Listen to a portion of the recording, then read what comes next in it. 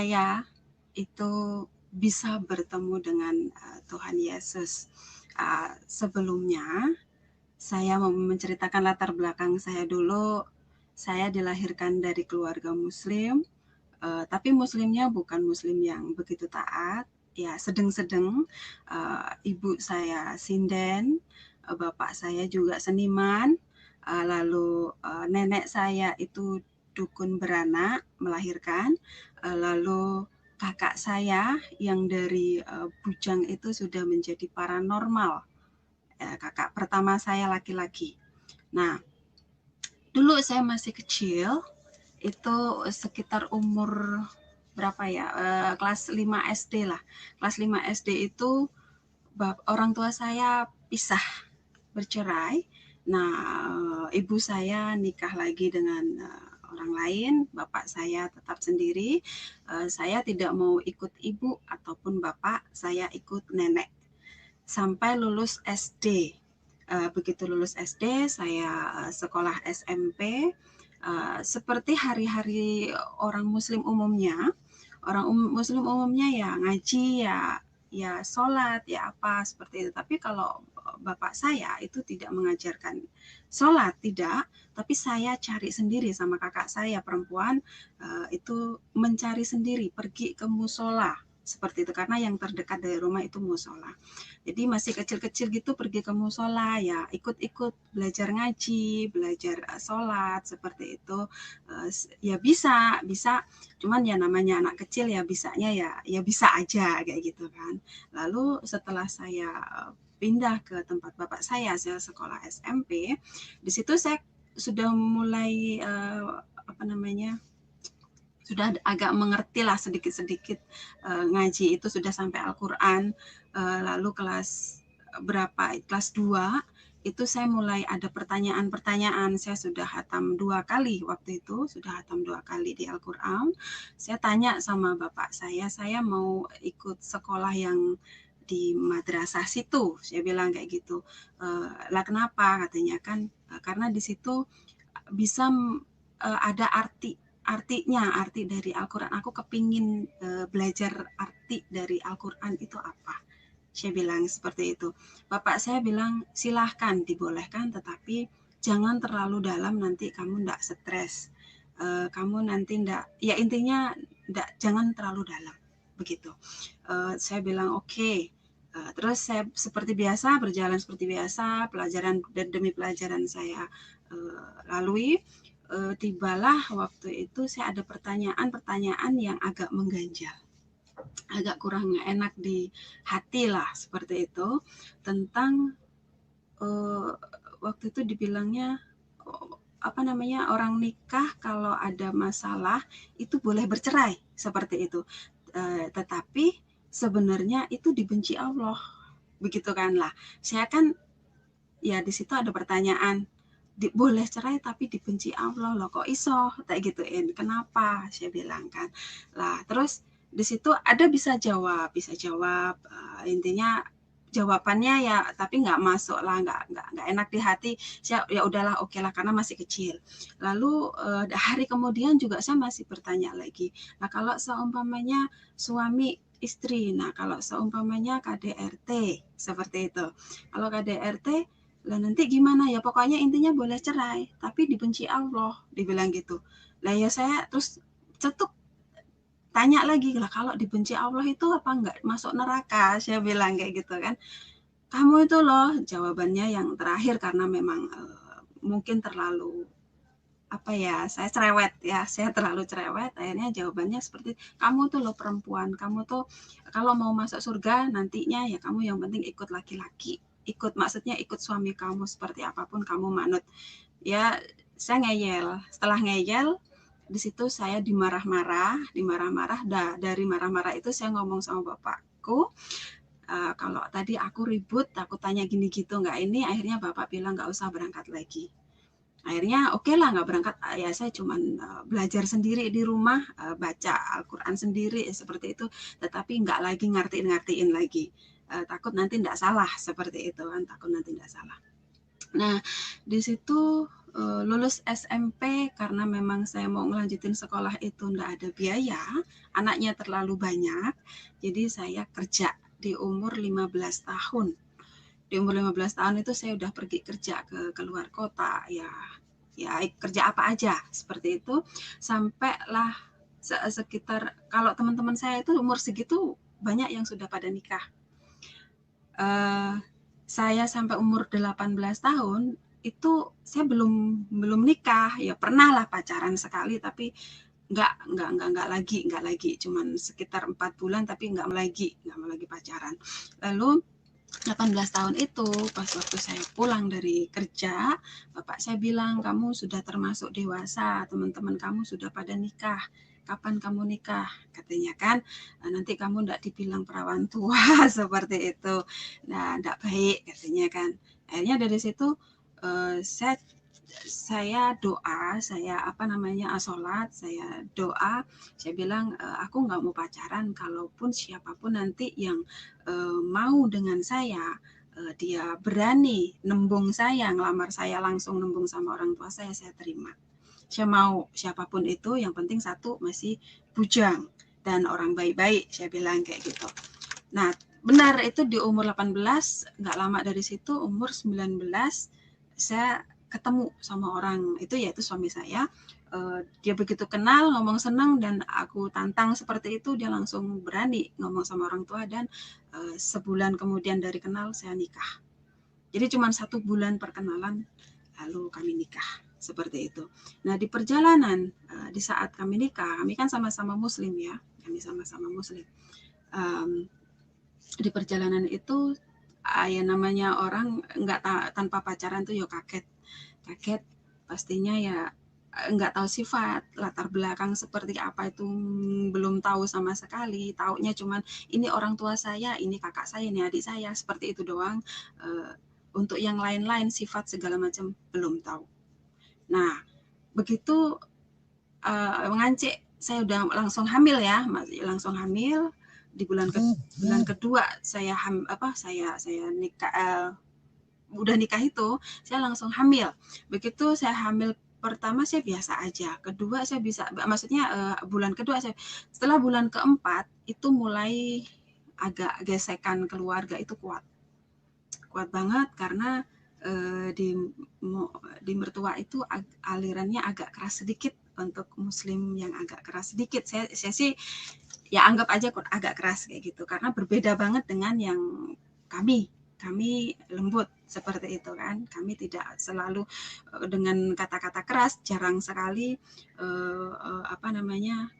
dan udah alirannya lumayan cukup keras. Keluarga itu juga cukup disiplin karena mertua itu pensiun ABRI ya, jadi lumayan disiplinnya tinggi banget. Bukan hanya disiplin dalam hal yang positif, tetapi dalam hal negatif pun KDRT itu mulai seperti itu.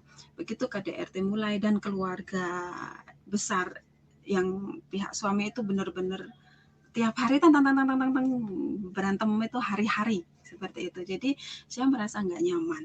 Begitu saya merasa nggak nyaman, saya ngomong, saya protes kan. Saya bilang, kayak gini nih nggak bener, masa iya sih keluarga kok kayak gini tiap hari berantem, saya bilang kayak gitu. Itu saya mulai nggak suka, agak nggak sukain lah gitu. Akhirnya saya karena nggak disukain, saya pulanglah ke orang tua saya. Seperti biasalah seperti itu, tapi suami saya memang keras banget. Masih hamil itu saya sering ditendang sampai pernah pendarahan, tapi saya bersyukur walaupun nenek saya itu tidak mengenal Tuhan, tetapi dia punya keahlian di bidang untuk dukun pijit tadi, dukun beranak tadi. Saya cuma lari ke tempat nenek saya dan saya cuma dipegang perutnya, habis itu besoknya udah normal lagi, nggak keluar lagi darah yang pendarahan itu. Nah, setelah itu Saya seperti biasa lagi, oke lah sudah dimaafin kayak gitu seperti biasa lagi. Dan di umur 7 bulannya saya di 7 bulanin seperti biasa umumnya orang 7 bulan, dimandiin kembang, pakai kelapa muda seperti itu, terus ada marhabanan juga, lalu ada baca surat Yusuf kalau laki-laki biar ganteng anaknya, nanti kalau perempuan nanti biar cantik seperti Maria, jadi nanti dibacain di Maria sama di surat Yusuf, itu di Al-Quran ada. Lalu apa namanya, setelah 7 bulan selesai, 8 bulan itu ada ribut besar lagi, akhirnya suami saya diusir sama mertua. Sorry, diusir sama mertua. Karena suami diusir ya otomatis saya ya agak gimana ya, nggak enak gitu kan ya, masa iya suami pergi, masa saya di situ diem aja kan. Akhirnya saya pergi pulang ke orang tua saya. Ternyata suami saya ada di orang tua saya.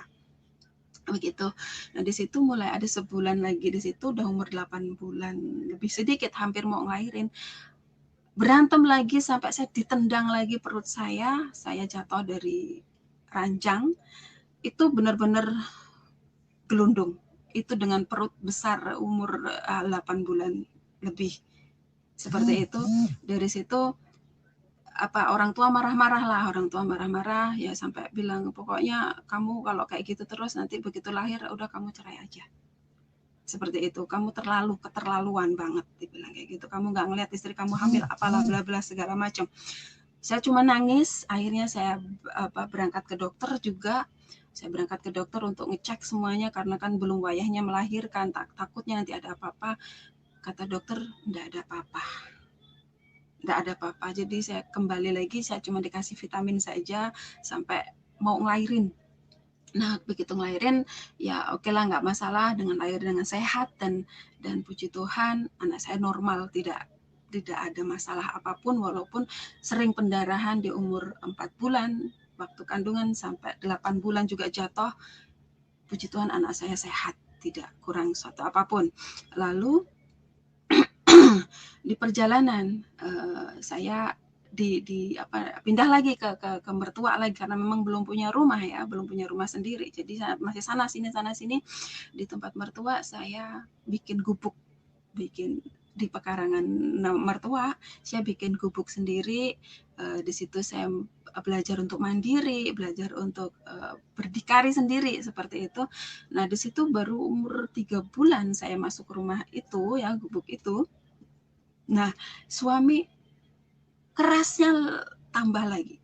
Anak saya yang waktu itu umur 1 tahun, itu sudah sering dipukul, sudah sering ditendang, sampai saya itu untuk ngelindunginnya itu babak belur. Dan kalau suami saya itu menghajar kami, itu orang tua ikut, mertua itu ikut. Yang belain saya cuma mertua laki-laki yang langsung mengambil anak saya gitu. Tapi kalau ngambil anak saya kan otomatis saya tetap dikebuki ya, kayak gitu. Nah, dari situ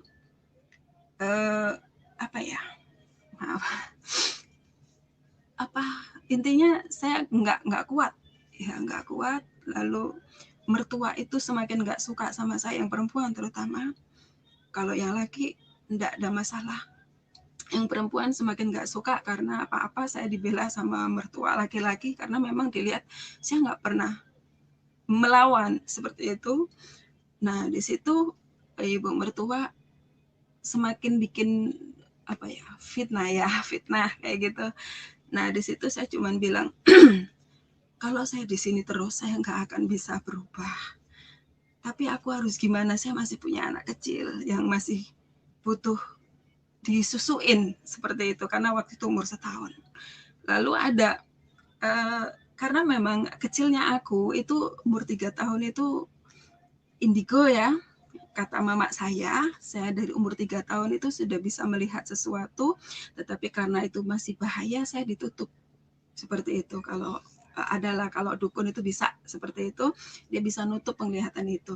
Lalu karena itu memang dari lahir, otomatis begitu saya dewasa itu bisa ngebuka lagi, bisa kebuka sendiri. Waktu itu ada sliweran kalau orang Jawa, sliweran ya, selalu lalu lalang kayak gitu kan di depan aku. setan entah apa, tapi itu aku lihat setan sih ya, ngomong bisikin kayak gini, kamu pergi aja dari sini, dibilang kayak gitu. Kamu tuh di sini nggak dihargain, kamu pergi aja, kamu cerai aja, katanya kayak gitu.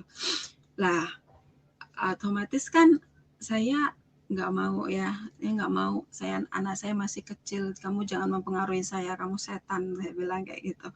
Dia ketawa, kayak gitu kan. Nah, terbang kayak gitu, ngakak. Nah terus saya kurang ajar kamu, saya bilang kan. Nah, dari situ terus saya sholat. Aku harus gimana? Saya nggak mau kayak gini terus. Lalu di situ saya kok kakak saya pulang dari kerja itu dia bilang, kamu mau nggak berangkat ke luar negeri, dia bilang kayak gitu. Anak saya masih kecil mbak, saya nggak mau, saya bilang. Ya nanti disape dulu, kalau memang kamu di situ terus kamu nggak akan berubah, kamu akan gitu terus, suami kamu nggak akan berubah juga, dia bilang kayak gitu. Itu suami kayak gitu, kalau memang kamu nggak mau cerai, kamu harus ngajar suami kamu dengan cara yang tegas juga, dia galaknya galak nggak bener, dia bilang kayak gitu kan, kata kakak saya. Akhirnya di situ anak saya umur 2 tahun, udah lepas susu ya, saya berangkatlah ke Singapura. Karena dulu kan prosesnya agak lama kan, di PT itu persaingannya cukup ketat. Saya berangkat itu di PT sekitar 6 bulan, lalu saya berangkat ke Singapura. Di Singapura sekitar 1,5 tahun karena memang banyak masalah ya, karena memang banyak masalah di rumah. Saya pergi itu bawa masalah, otomatis apa namanya, di pikiran, di hati itu selalu nggak enak kayak gitu kan, selalu merenung anakku gimana, mana waktu itu kan belum ada HP ya, tahun 2003 2004 itu belum ada HP. HP itu masih sangat mahal, ada tapi masih sangat mahal, jadi ya aku belum punya. Lalu juga aku mau ngirim surat itu juga males kayak gitu, malesnya ya karena ngelihat udah disuruh cerai seperti itu, udah disuruh cerai, jadi ya enggak lah, yang penting aku tahu, aku yakin anakku sehat, seperti itu. Lalu di situ selama 1,5 tahun seperti biasa pula, karena kan memang kalau dapat majikan Cina, mohon maaf ya, dulu kalau sekarang udah berbeda. Kalau dulu itu enggak boleh sholat, enggak boleh apa ya, pokoknya banyak hal yang tidak diperbolehkan, banyak hal ini nggak boleh, itu nggak boleh, ini nggak boleh. Nah seperti itu. Dari situ saya kan ya akal ya, punya akal lah dipakai. Saya bawa kain panjang, kalau orang Jawa itu jare. Nah itu saya pakai lengan panjang, kaki ketutup panjang juga. Nah jari itu untuk tutupin begini, saya sholat. Karena saya dapat ruangan sendiri, saya dapat kamar sendiri. Jadi setiap malam, karena bisanya sholat cuma malam, kalau siang nggak bisa karena kerja. Jadi setiap malam saya sholat cuma isya, maghrib, sama kalau mau itu tahajud, kalau enggak ya enggak. Tapi saya juga bawa Al-Quran kecil segini, karena Al-Quran kecil segini ini kan bisa disakuin ya, maksudnya bisa masuk tas kemanapun, bisa dibawa seperti itu. Jadi di situ saya setiap malam pun ngaji, nggak ketang cuma di dalam hati atau cuma umi kayak gitu kan, tapi setiap malam saya ngaji. um, di titik yang agak berat banget, hari-hari itu agak berat banget, hari Minggu, majikan itu lagi ada acara, pergi, dia pamit ngomong kalau nanti aku pulang malam, seperti itu. Jadi kamu baik-baik di rumah, makan cukup, disediaan juga, terserah kamu makan apa aja silahkan, yang penting anjingnya dijaga, dikasih makan, dia bilang kayak gitu. Oke, saya bilang. Di pagi, hari Minggu pagi jam 9 itu kan saya kan mainan sama anjing, mereka udah pergi dari jam 7, aku mainan sama anjing jam 9 pagi hari Minggu, itu mainannya keluar ke pagar kayak gitu ya, saya ambil mainan lagi, keluar lagi ya, seperti itu. Lalu nggak lama anjing aku itu keluar, itu yang biasanya itu dia di tempat rumputan, itu ada di plester ya, cubin ya, di cubin. Nah di situ saya agak gerutu, Saya teriak-teriak, aku agak gerutu waktu itu. Saya bilang, kamu nih loh orang biasanya ngising di sana, di sana, kok kamu di sini. Saya bilang kan, saya agak marah kayak gitu. Sambil nyekatin, di situ masih nyekatin lantainya, bersihin itu itu, ada suara manggil saya. Dibilang, Ari, dibilang kayak gitu kan. Ih, apa itu? Kok ada suara? Ya, saya pikir setan ya. Saya pikir setan karena udah bisa melihat, tetapi nggak tiap hari juga. Maksudnya hal-hal yang perlu saya ungkapkan, mungkin saya bisa, tapi kalau enggak ya enggak, seperti itu. Saya nggak mau, karena kalau ngeliat setan tuh capek, badannya capek banget, seperti itu. Jadi di situ kok ada suara gitu kan, tapi kok Jawa, nggak mungkin. Udahlah, tak cuekin lagi. Nah terus suara itu ada lagi, manggil lagi, Ari, katanya kan, Nduk, katanya. Terus, kok Nduk sih, siapa sih? Alah bodo amat lah, saya bilang kayak gitu. Saya bilang itu, saya cuekin, saya main seperti biasa, aktivitas seperti biasa. Sore-sore hujan nih, hujan, karena kerjaan udah selesai semua, otomatis saya mainan lagi sama anjing kan, mainan lagi. Setelah mainan, bola itu keluar lagi di garasi, luar garasi kan. Nah, saya keluar ambil. Setelah ngambil, hujan tambah deres. Saya mau masuk kan, nggak tahu kenapa kok bisa nggak bisa ngebuka kayak gitu kan, nggak bisa ngebuka. Saya cuma diem depipil ya, ngiup ya, berteduh di pagar kayak gitu kan. Nah, disitu anjingnya nyamperin saya sambil gini-gini kan, pegang kaki saya kan, sambil kayak intinya manggil masuk kayak gitulah. Nah terus saya cuma elus-elus kepalanya, ya nanti ini bentar lagi mungkin bisa dibuka, saya bilang ini susah dibuka. Nggak lambat dari situ, suara itu manggil lagi yang pagi tadi, Ari, masuk, katanya kan. Nah terus, loh kok ada suara lagi sih, saya bilang. Ya kan saya yakinnya apa, kenapa kok saya bingung lah, orang di rumah nggak ada siapa-siapa, dan saya nggak kenal siapapun di situ kan, nggak pernah keluar, nggak pernah ini, saya cuma kenal sama majikan kayak gitu. Otomatis ya saya, siapa sih kayak gitu kan. Akhirnya saya jawab di situ, siapa lo panggil terus dari tadi, kataku kan. Akhirnya masuk, katanya kan. Begitu aku buka, bisa, pintu itu bisa kebuka, langsung aku masuk ngikutin suara itu. Ke belakang, dibilang kan, ikut saya ke belakang. Begitu ke belakang, dia bilang, ngacau, berkaca kayak gitu kan. Nah karena di belakang itu adanya kaca itu di depan toilet, akhirnya saya masuklah di situ. Begitu saya ngaca kacanya kan bulat tuh, saya ngaca, saya kaget di situ. Loh kok kamu, saya bilang kan. Yang saya lihat itu gambar wajahnya Tuhan Yesus. Ya saya bilang, loh kok kamu kan Tuhannya orang Kristen, kamu kan Yesus, saya bilang kayak gitu kan. Ngapain kamu nemuin aku, saya bilang kayak gitu. Ngapain kamu nemuin aku? Dia senyum sambil tangannya begini, dia bilang, kamu anakku, aku bapakmu, dia bilang gitu kan. Terus aku jawabnya, ih anak aneh, gak mungkin lah, kamu tuh kan Tuhannya orang Kristen, saya tuh kan Islam, gak mungkin, saya bilang kayak gitu. Mau apa, mau ada apa, katakan kayak gitu. Lalu dia senyum, besok kamu pulang, kamu sekolah ya, dibilang kayak gitu. Aneh-aneh lagi nih orang, saya bilang kayak gitu.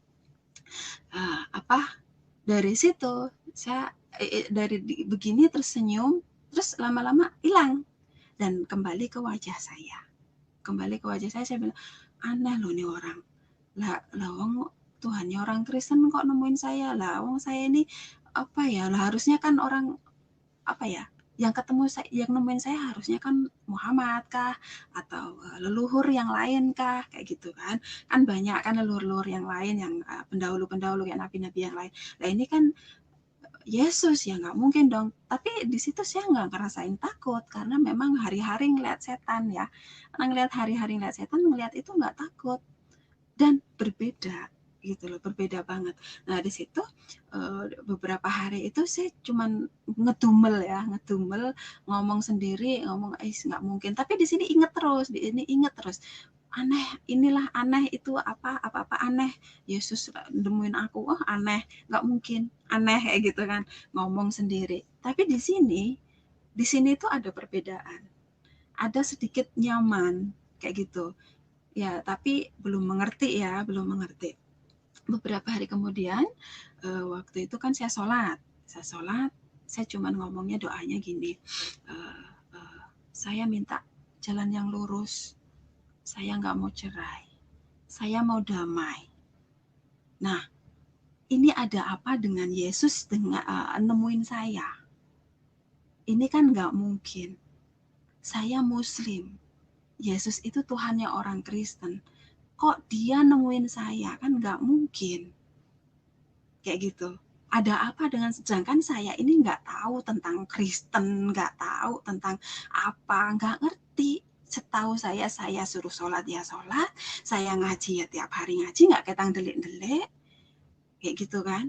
Ya pokoknya saya melakukan apa yang memang di ini kan di Muslim ya, karena memang saya Muslim ya, apa yang di ini kan. Nah terus hari-hari saya tetap seperti itu doanya. Pokoknya saya minta jalan yang lurus, saya minta damai, saya nggak mau cerai. Lalu itu kan ketemunya hari Minggu. Di malam Jumatnya, biasanya kalau saya itu habis sholat maghrib atau sholat isya, itu baca Yasin, kalau setiap malam Jumat itu minimal 3 kali. Nah, di saat itu karena memang doaku kok kayaknya semakin naik lagi, semakin itu lagi yang didoakan. Lalu di situ baca Yasin itu lebih dari 3 kali, berkali-kali nggak kerasa sampai malam jam 11 lebih dikit lah, belum ada jam 12. Di situ saya bilang gini, aku mau sholat tahajud lah nanti, saya bilang kan, tapi aku mau tidur dulu. Karena apa, kalau nggak tidur dulu itu kan kurang baik, mas, nggak tahu ya, kurang afdal atau gimana gitu. Pokoknya tidur dulu baru boleh sholat tahajud. Nah, saya tidur sekitar 2 jam. Jam 2 aku ngidupin alarm kan jam 2. Saya bangun, begitu saya bangun saya langsung seperti biasa wudhu apa segala macam, saya sholat tahajud. Nah, begitu saya sholat tahajud, di tahiyat akhir ya, sujud yang terakhir itu tuh ngerasain di sini kayak ada yang megang gitu. Ini dipegang terus kayak gitu kan, itu rasanya hangat, kayak gimana itu, jalar ke belakang ke seluruh tubuh tuh kayak kesetrum gitu, kayak gitu, kayak kesetrum kan ya. Aneh ya, kuping aku tuh kayak semua, tangan aku tuh ngerasain beda banget. Saya bilang kok aku mau nangis kayak gitu, mau nangis, mau ketawa, mau nangis, ini ngapa sih, badan aku kenapa, saya bilang kayak gitu. Lah habis itu sudah kerasa semua, udah agak lama sekitar 10 menit itu saya duduk, udah selesai tuh saya duduk. Begitu saya duduk, saya tahiyat akhir kan, mau salam gitu, mau salam lirik kanan lirik kiri gitu, di depan saya ada yang duduk, ada yang belum salam tuh, ada yang duduk, lalu tangan dia ini beginiin saya, terus saya waktu itu langsung ngerasain nangisnya bener-bener keluar ya, bener-bener nangis. Dibilang, kamu minta damai? Ya, aku damai itu. Kamu cari jalan yang lurus untuk menyelesaikan masalahmu? Ya, akulah jalan itu yang lurus. Kamu mau tidak cerai? Ya, aku kehendaki itu. Seperti itu, lalu saya melihat langsung. Saya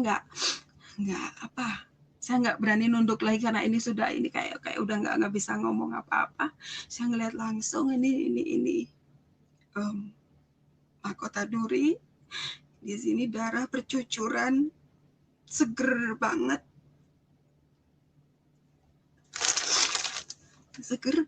lalu di sininya apa ya, pokoknya ada darah mengalir begini, kanan kiri mengalir, yang satu pegang tongkat kayak gitu. Tuhan Yesus,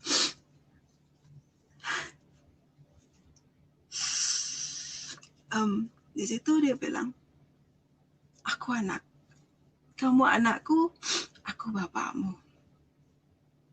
Ikut aku. Dia bilang kayak gitu. Saya nggak bisa ngomong apa-apa, tapi hati saya ngomong, kamu siapa? Aku bapakmu. Jawabnya dia kayak gitu. Padahal itu dalam hati, kamu siapa? Karena kan aku nggak boleh ngomong karena masih sholat. Saya masih begini. Gitu kan. Kamu siapa? Dijawab, aku bapakmu. Akulah jalan yang kamu cari. Tidak ada jalan lain yang menuju ke Bapak kalau tidak melalui aku, dibilang kayak gitu. Di situ saya nggak bisa ngomong apa-apa, sampai nangisnya lama, cukup lama. Lalu saya ingat saya masih sholat belum salam, saya salam kanan. Saya perhatikan dan saya ikuti perkembangan umat kita dari waktu ke waktu. Beberapa tahun belakangan ini Bapak Ibu, banyak sekali orang-orang Islam yang murtad. Betul. Banyak sekali yang murtad.